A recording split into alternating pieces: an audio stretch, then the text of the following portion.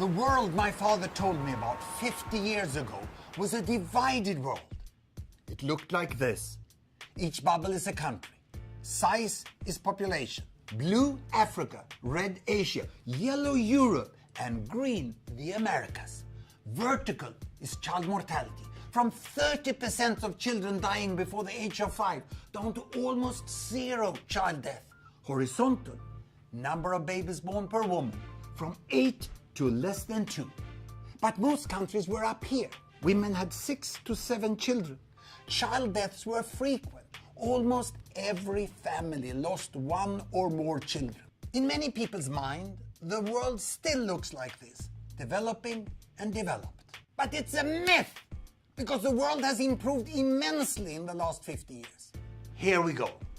Year by year, child mortality fell in almost all countries, and as child mortality fell, women chose to have fewer and fewer babies, and that enabled them to invest more time and resources in each child. By 1990, some of the so-called developing countries had already made it down here. Some were in between, and a few remained up here with very high child mortality. Ethiopia had hardly moved at all. It had passed through decades of famines and political turmoil. Many people think that Ethiopia is still stuck up here. But look what happens after 1990. With improved access to health service in rural areas and well-spent aid, child mortality falls dramatically in Ethiopia. And with better access to family planning, women choose to have fewer and fewer babies. Ethiopia has come halfway and is moving quickly down to this corner.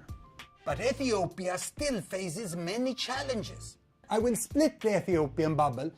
The capital, Addis Ababa, is already down here. But the remote Somali region of Ethiopia still have high child mortality. But most of the regions, 90% of the population, are centered around the average. Most people think that the problems in Africa are unsolvable. But if the poorest countries can just follow the path of Ethiopia, it's fully possible that the world will look like this in 2030.